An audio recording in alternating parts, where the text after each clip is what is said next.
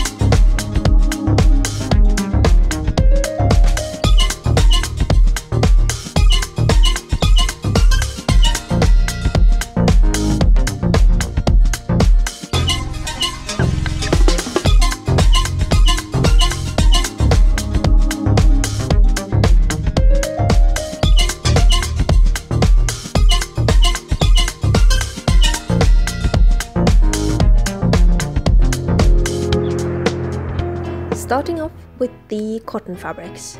Most of these are printed quilting cottons. This one is beautiful, but I only had 1.5 meters left. Maybe I should make a shirt.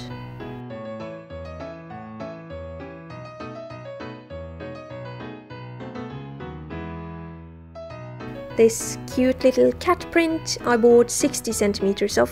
This is because I plan to make a very simple short top similar to the 60s one I made in my shirt video.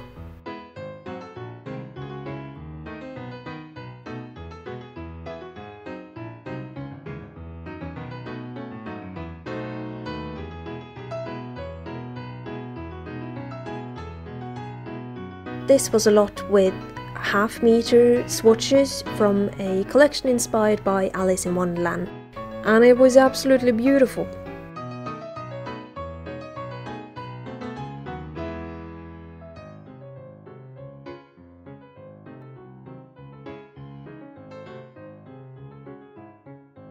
My first idea for this was obviously to make a dress, and what came to mind was the American McGee's Alice ragdoll dress.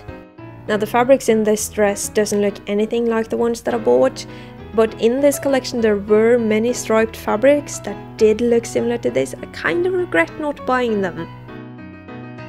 But I've also seen some Lolita dresses that have inspired me to do the same, so who knows? I've already made one of the dresses, so why not just make another one? I could create a whole collection of Alice dresses.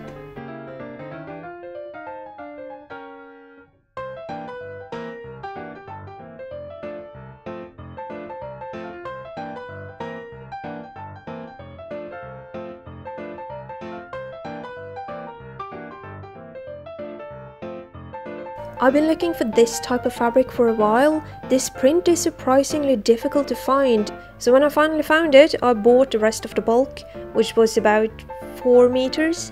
That's not really enough to make a full dress out of this, maybe more of a polonaise. I can't really tell which decade this fabric is supposed to be inspired by. Can someone please tell me? I want to make a dress. This here is a textured cotton, and I would love to make another Edwardian looking blouse out of this.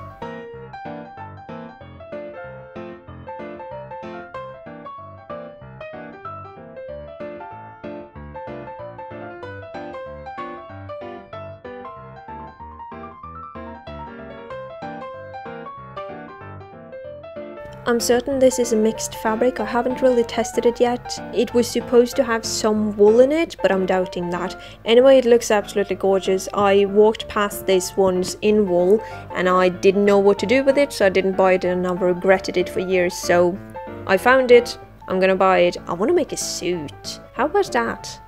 This is just a fun cotton stretch fabric, because sometimes you want to make something that's simple and fun.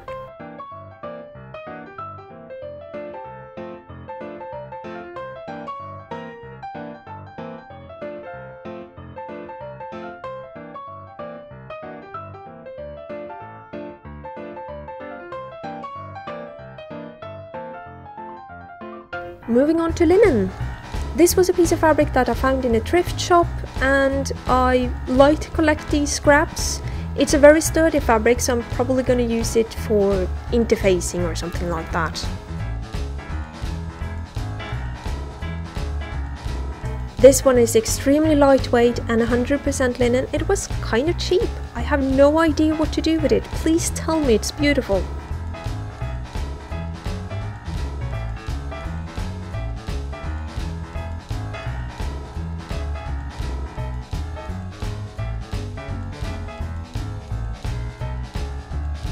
This is a simple linen scrap. It was marked down, and I tend to pick these up whenever I find them.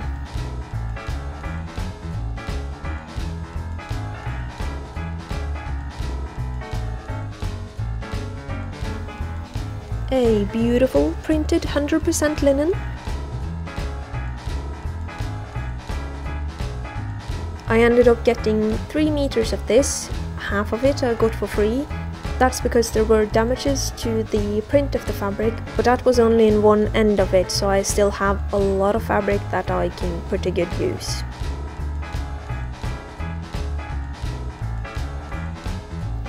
Here is a linen viscose blend. I bought about 4 or 5 meters of this, and I'm planning on making a big dress.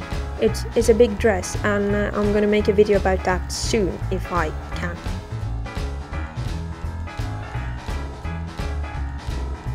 Another 100% linen. This is going to be a walking skirt. I am making the walking skirt video. As I'm recording this, I've already cut out the pieces and I just need to like stitch them together and whatnot. It shouldn't take that long, but I'm procrastinating.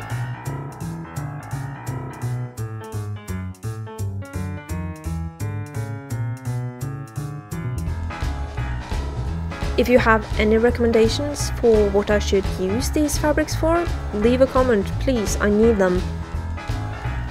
Then I bought a whole lot of threads. This is because my local shop only carries polyester, so when I find ones in natural fibers, I tend to pick them up.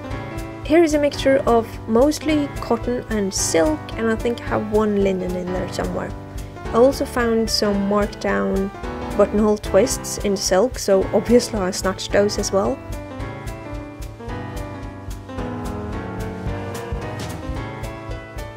Moving on, I've ordered quite a few closures of different types. These are snaps, hooks and buttons. Just look at how pretty they are.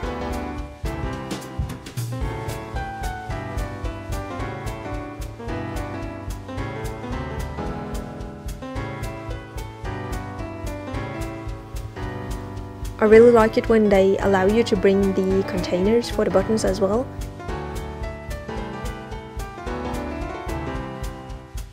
This one looks very similar to some vintage Victorian ones I have, so I bought all the ones I could find.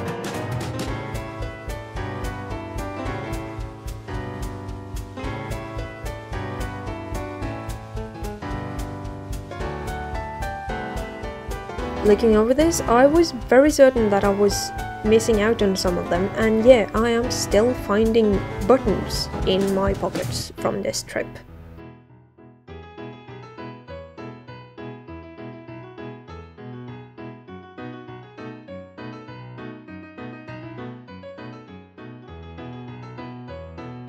This is a mixture of some vintage reproductions and very retro looking buttons.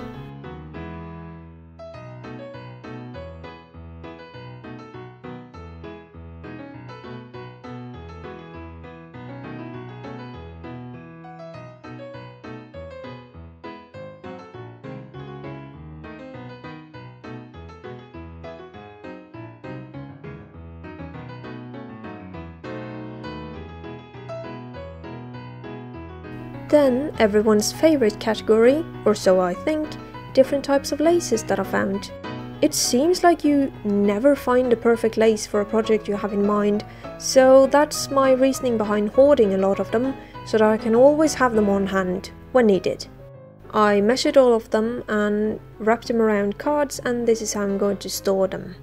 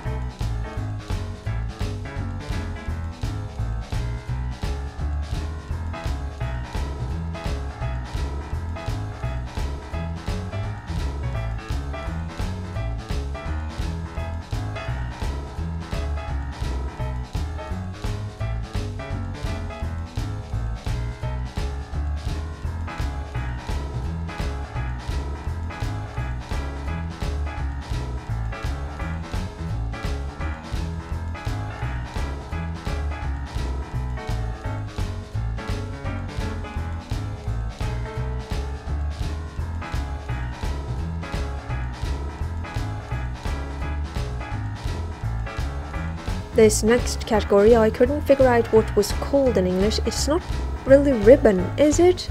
But anyway, it's decorations.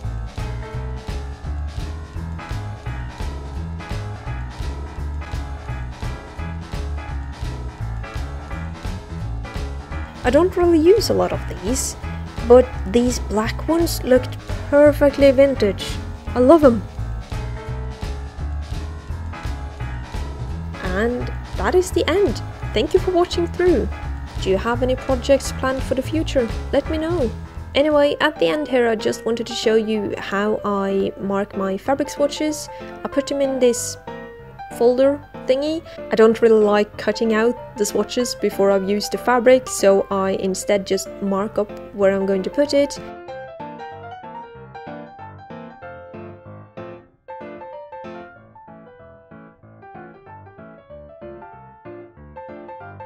This one shop always includes a sticker on each fabric, where the washing instructions and content of the fabric and name is included, and that is amazing for this storage system. For the rest of these, I'm writing down the description of the fabric, the content, and if there are any washing instructions, those as well.